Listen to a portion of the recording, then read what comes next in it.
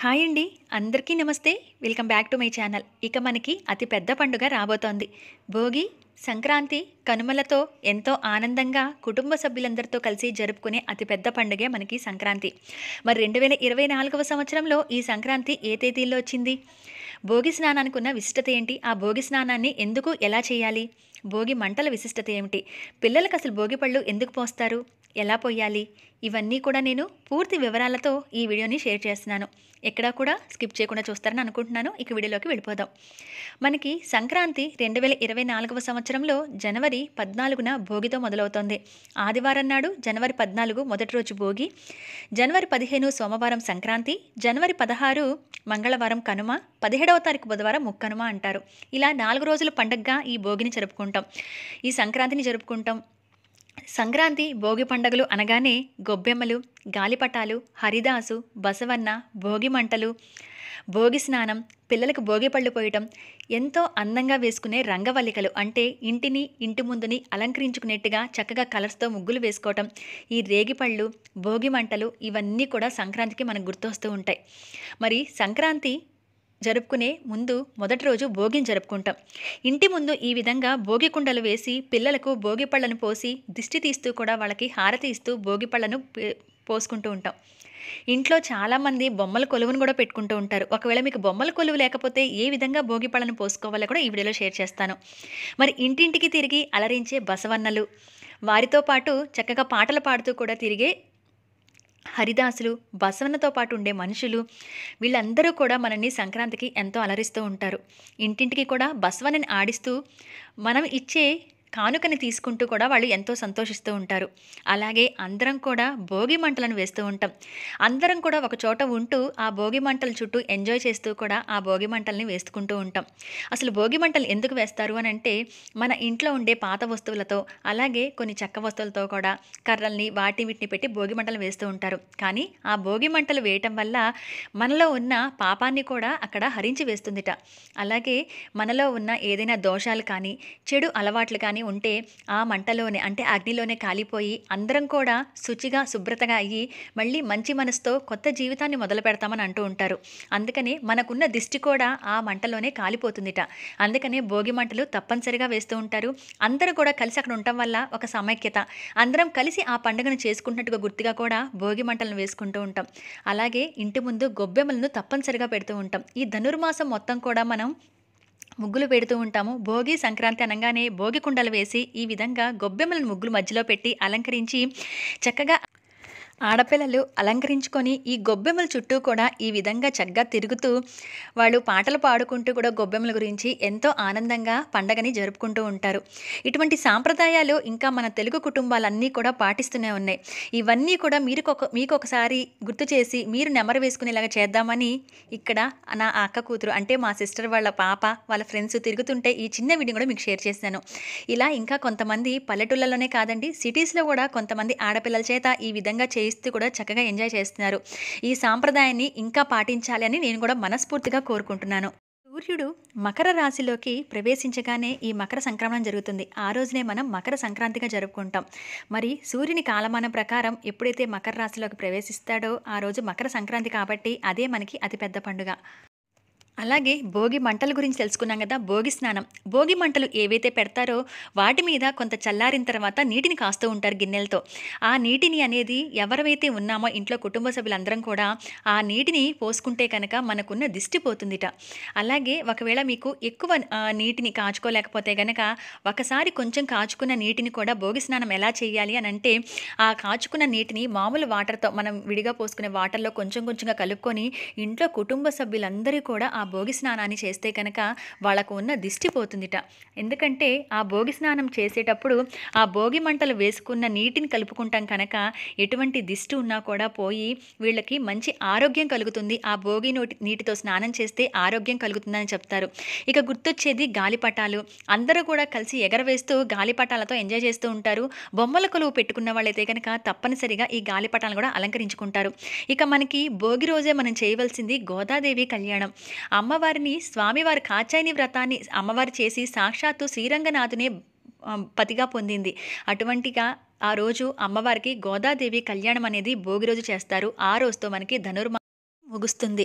అందుకనే వివాహం కావాల్సిన వాళ్ళందరూ కూడా తప్పనిసరిగా గోదాదేవి కళ్యాణం చేయించడం. ఒకవేళ కళ్యాణం చేయించలేని వాళ్ళు ఏదైనా దేవాలయంలో కళ్యాణం జరిగితే గనక ఆ అక్షింతలు తెచ్చుకొని ప్రతి ఒక్కరూ కూడా పెళ్లి కావాల్సిన వారు ఎవరైతే ఉన్నారో వాళ్ళు తల మీద కొంచెం కొంచెంగా ఆ అక్షింతలు వేసుకుంటూ ఉంటే తప్పనిసరిగా మంచిగా వివాహం అవుతుందని, మంచి వరుడు అమ్మాయికి లభిస్తాడని, అలాగే మంచి అమ్మాయి అతనికి లభిస్తుందని చెప్పి చెప్తారు. అందుకనే గోదాదేవి కళ్యాణాన్ని భోగి రోజు జరుపుతూ ఉంటారు. అమ్మవారు ఆ రోజే స్వామివారిని పతిగా పొందింది కాబట్టి ఆ రోజున స్వామివారికి అమ్మవారికి కలిపి కళ్యాణం చేయిస్తారు. ఇంట్లో అలాగే బొమ్మల కొలువు పెట్టుకుంటూ ఉంటారు. 3 రోజుల పాటు బొమ్మల కొలువు పెట్టుకొని ప్రతిరోజు కూడా తాంబూలాలు ఇచ్చుకునే సాంప్రదాయం ఇప్పటికీ ఉంది. అయితే కొంతమంది భోగి రోజు నాడే మొదలుపెట్టి ఈ బొమ్మల కొలువుని 3 రోజులు పాటిస్తారు. కొంతమంది సంక్రాంతి రోజు పెడుతూ ఉంటారు. అయితే ఇక పిల్లలకి భోగిపళ్ళు ఎలా పోయాలో తెలుసుకుందాం. రేగిపళ్ళని మంచిగా ఏరుకొని తెచ్చుకొని వాటిని కడిగి శుభ్రపరిచి ఆరబెట్టుకున్న తర్వాత వీటిల్లో పువ్వు రేకులు అంటే బంతిపూల రేకులు కానీ, చామంతి పూల రేకులు, గులాబీ పూల రేకులు కానీ కలుపుకొని దాంట్లో కొన్ని కాయిన్స్ కూడా కలుపుతారు. కొంతమంది శనగలు నానేసి కలుపుతారు. చెరుకు ముక్కలు బాగా సన్నగా తరిగి చిన్న ముక్కలు కలుపుతూ ఉంటారు, లేదా అక్షింతలు కలుపుతూ ఉంటారు. కానీ మెయిన్గా కలపవలసింది అయితే గనక భోగిపళ్ళు అంటే రేగిపళ్ళు, పువ్వు రేకులు, కాయిన్స్ ఈ మూడింటినైనా మినిమం కలిపి చక్కగా వీటిని అంటే రేగిపళ్ళు తెచ్చుకున్నప్పుడు కూడా కడిగి ఆరబెట్టుకుని ఒకసారి అప్పుడు మాత్రమే కలపాలి. ఎప్పుడు కూడా కాయలు తడితడిగా ఉండకూడదు. ఆ తర్వాత ఈ విధంగా కలుపుకున్న భోగిపళ్ళను పక్కన పెట్టుకొని ముందుగా స్వామికి పోయాలి. అసలు భోగిపళ్ళను పిల్లలకి ఎందుకు పోస్తారు అంటే సాక్షాత్తు స్వామివారే శ్రీకృష్ణుడిగా చిన్న పాపడి రూపంలో మారి భోగిపళ్ళు పోయించుకున్నారట. అయితే దీనికి పురాణంలో ఒక ప్రత్యేక కథ కూడా ఉంది.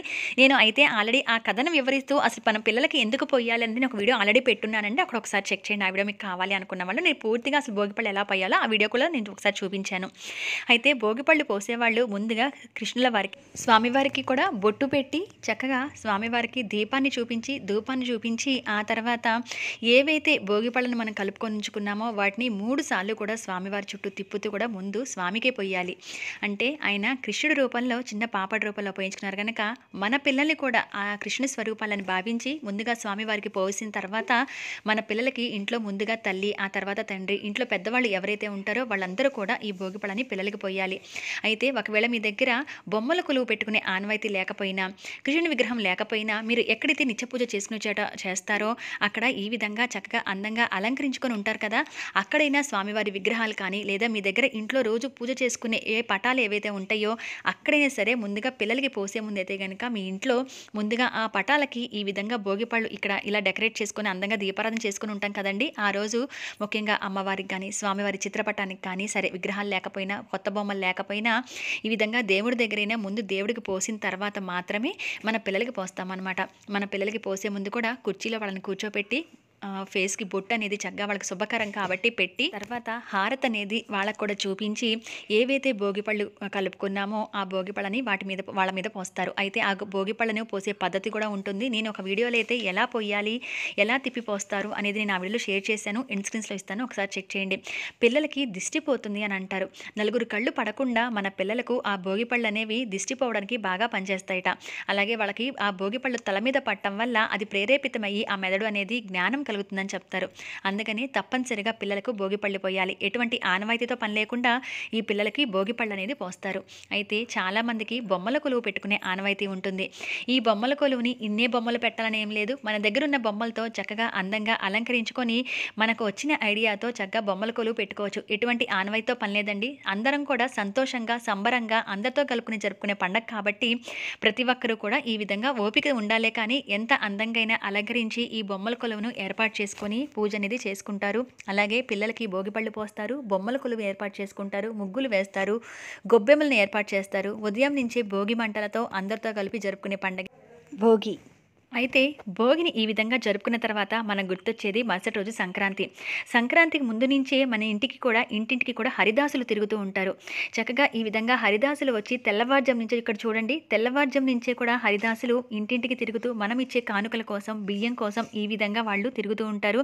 వాళ్ళకి చక్కగా మనకు తోచిన బియ్యం కానీ కానుకలు కానీ ఏదైనా అంటే డబ్బులు కానీ మన స్తోమత మన శక్తి వరకు ఎంతైతే ఉంటుందో అవన్నీ కూడా ఆ హరిదాసుకు సమర్పిస్తూ కూడా చక్కగా మనం వాళ్ళ బ్లెస్సింగ్స్ తీసుకుంటూ ఈ విధంగా వాళ్ళకి నమస్కారం చేసుకుంటాం. ఇవన్నీ కూడా అమ్మ వాళ్ళ ఇంటికి మేము సంక్రాంతికి వెళ్ళినప్పుడు ఇవన్నీ మేము చేసినవేనండి. అవే మీకు షేర్ చేస్తూ కూడా ఈ విషయాలన్నీ నాకు తెలుసు కాబట్టి నేను షేర్ చేస్తున్నాను. ఇక హరిదాస్‌తో పాటు మన ఇంటికి వచ్చే మరొక అతిథి ఈ సంక్రాంతికి బసవన్న.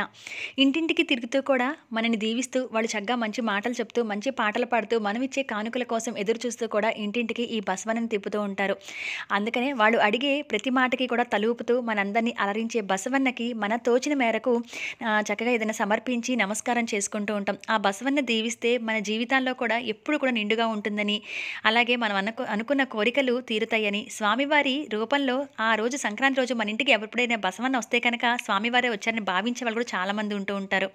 అందుకనే ఈ బసవన్నకి వచ్చిన వాళ్ళు, ఇంటి ముందుకు ఆగిన వాళ్ళు ఏది కూడా ఇవ్వకుండా పంపరు. తమకు తోచిన చీరలు కానీ, బట్టలు కానీ, లేదా వాళ్ళకి బట్టలు పెట్టడం కానీ, ఏదైనా డబ్బు రూపంలో కానుకలు కానీ ఇస్తూ ఉంటారు. అలాగే ముఖ్యంగా వచ్చేసి ఈ సంక్రాంతి రోజు జరుపుకునే మరొకటి పెద్దల పండగ. అంటే ఇంట్లో ఎవరైనా పెద్దవారు కాలం చేసి ఉంటే గనక వారి పేరు చెప్పి ఈ సంక్రాంతి రోజు వాళ్ళకి ఇష్టమైన పదార్థాలన్నీ కూడా వండిపెట్టి వాళ్ళ పటం ముందు కూడా అవన్నీ వాళ్ళకి నివేదన చేసి కొత్త బట్టలు వాళ్ళకి పెట్టుకుంటారు. వాళ్ళకి పెట్టుకొని ఇంట్లో ఎవరైనా పెద్దవారు ఉంటే గనక వాళ్ళకి ఆ బట్టల్ని సమర్పించుకుంటూ ఉంటారు. లేదా వాళ్ళ పేరు చెప్పి ఆ ఇంట్లో కుటుంబ సభ్యులే కట్టుకుంటూ ఉంటారు. కొంతమంది వాళ్ళకి సమర్పించిన ఆ బట్టల్ని కూడా ఎవరికైనా పేదవారికి ఇస్తూ ఉంటారు. దీన్ని పెద్దల పండుగ అని కూడా అంటూ ఉంటారు. చాలామంది తమ పెద్దవాళ్ళకి, ఇంట్లో కాలం చేసిన వారికి వాళ్ళకి ఇష్టమైన వస్తువులను కూడా సమర్పిస్తూ ఈ సంక్రాంతి రోజున అన్నీ కూడా సోపేతంగా వండి వాళ్ళకి నివేదన చేసి పేదవారికి కూడా పంచిపెట్టేవాళ్ళు ఉన్నారు. ఈ విధంగా సంక్రాంతిని చేసుకుంటూ ఉంటారు. భోగి సంక్రాంతిని ఈ విధంగా జరుపుకొని ఎవరైనా తాంబూలానికి బొమ్మల కొలువు పిలిస్తే గనక చక్కగా అందంగా అలంకరించుకొని పిల్లలకి మన పిల్లల్ని కూడా తీసుకుంటూ అందరింటికి తాంబూలానికి వెళ్తూ ఉంటాం. ఆ తాంబూలాలు ఇచ్చేటప్పుడు పిల్లలకి భోగి పళ్ళు పోస్తాం కనుక, ఈ బొమ్మల కొలువు పెడతాం కనుక పిల్లలకి ఇష్టమైనవి ఏదైనా పంచిపెడితే చాలా మంచిదని చెప్తారు ఈ రోజున. అంటే వాళ్ళకి ఇష్టమైనవి చాక్లెట్స్ కానీ, ఏదైనా వాళ్ళు ఏదైతే ఇష్టంగా తింటారో బుక్స్ కానీ, పెన్స్ కానీ, ఇటువంటి పెన్సిల్స్ కానీ ఇటువంటి పంచితే గనక చాలా మంచిదని చెప్తారు. ఈ బొమ్మల కొలువు పెట్టుకున్న వాళ్ళైనా లేదా భోగి పళ్ళు పిల్లలకి వరకు మాత్రమే పోస్తున్న వాళ్ళు కూడా ఈ విధంగా రిటర్న్ గిఫ్ట్స్ కింద ముత్తైదువులకు కూడా తాంబూలంతో పాటు ఏదైనా రిటర్న్ గిఫ్ట్స్ ఇచ్చుకునే ఇది కూడా ఆడంబరం కూడా ఉంది ఒక విధంగా. ఇక మూడవ రోజు కనుమ. నాన్ వెజ్ తినే వాళ్ళందరూ కూడా ఈ రోజుని తమ కుటుంబ సభ్యులతో నాన్ వెజ్ వండుకుని తినేవాళ్ళు చాలామందే ఉంటారండి. అందరినీ కూడా పిలిచి చుట్టుపక్కల వాళ్ళకు కూడా ఆ ఐటమ్స్ని కూడా డిస్ట్రిబ్యూట్ చేసుకుంటూ పేదవారికి పంచుతూ కూడా తమ సంతోషాన్ని జరుపుకునే ఆనవాయితీ కూడా ఈ కనుమ రోజు ఉంది. నాన్ వెజ్ తినే వాళ్ళందరూ కూడా ఈ రోజున వండుకుంటారు. అలాగే భోగి, సంక్రాంతి, కనుమ అంటే అరిసెలు వండుకోవటం, జంతికలు అంటే చక్రాలు ఇటువంటివి వండుకోవడం, పిండి వంటలు చేసుకోవటం, ఎక్కడెక్కడ వాళ్ళందరూ కుటుంబ సభ్యులు ఒక చోట కలవటం, ఇవన్నీ కూడా సరదాగా జరిగే అతి పెద్ద పండుగే సంక్రాంతి. మరి ఈ 2024వ సంవత్సరంలో 14, 15, 16 తారీఖుల్లో మనకి సంక్రాంతి వచ్చింది కనుక అందరం కూడా మన కుటుంబ సభ్యులతో ఆనందంగా జరుపుకోవాలని మరొకసారి మనస్ఫూర్తిగా కోరుకుంటున్నాను. మీరందరూ ఎవరైనా మీ పండుగని ఎలా జరుపుకోబోతున్నారని నాకు కింద కామెంట్ సెక్షన్లో షేర్ చేయండి. ఎవరైనా మీరు బొమ్మల కొలువు పెట్టినా, భోగి పళ్ళు పోస్తున్నా, మీరు పిక్స్ షేర్ చేయాలి అనుకుంటే నా ఇన్స్టాగ్రామ్ షేర్ చేయండి. మరి ఈ ఇన్ఫర్మేషన్, ఈ వీడియో మీకు నచ్చిందని అనుకుంటున్నాను. నచ్చిన వాళ్ళు తప్పనిసరిగా లైక్ చేయండి. రైతులకు కూడా అతి పెద్ద పండుగ అని చెప్పొచ్చు సంక్రాంతి. వాళ్ళకి కొత్త పంట చేతికి చేరుతుంది కాబట్టి వాళ్ళు కూడా, మన అన్నదాతలు కూడా ఎంతో సుఖంగా ఉండే రోజు, ఆనందంగా ఉండే రోజు కాబట్టి ఈ సంక్రాంతి. అందరికీ కూడా ఈ సంక్రాంతి మంచిగా ఉండాలి. అందరికీ కూడా మంచిగా చాలా బాగా కలిసి రావాలని మనస్ఫూర్తిగా కోరుకుంటున్నాను. ఈ వీడియోని అయితే ఇంతటితో ఎండ్ చేస్తున్నాను. ఈ ఇన్ఫర్మేషన్ నచ్చిన వాళ్ళు మీ అందరూ కూడా తప్పనిసరిగా షేర్ చేస్తారనుకుంటున్నాను. లైక్ ఇవ్వడం అస్సలు మర్చిపోద్దు ఫ్రెండ్స్. ఛానల్ని సబ్స్క్రైబ్ చేయండి. ముందుగానే మీ అందరికీ సంక్రాంతి శుభాకాంక్షలు. మీరందరూ సంతోషంగా ఉండాలని మనస్ఫూర్తిగా మరొకసారి కోరుకుంటూ ఈ వీడియోని ఇంతటితో ఎండ్ చేస్తున్నాను. ఈ ఇన్ఫర్మేషన్ నచ్చిన వాళ్ళు లైక్ ఇవ్వడం అస్సలు మర్చిపోద్దు ఫ్రెండ్స్. మరొక మంచి వీడియోలో మళ్ళీ మిమ్మల్ని అందరినీ కలుస్తాను. అంతవరకు సెలవు. Bye bye.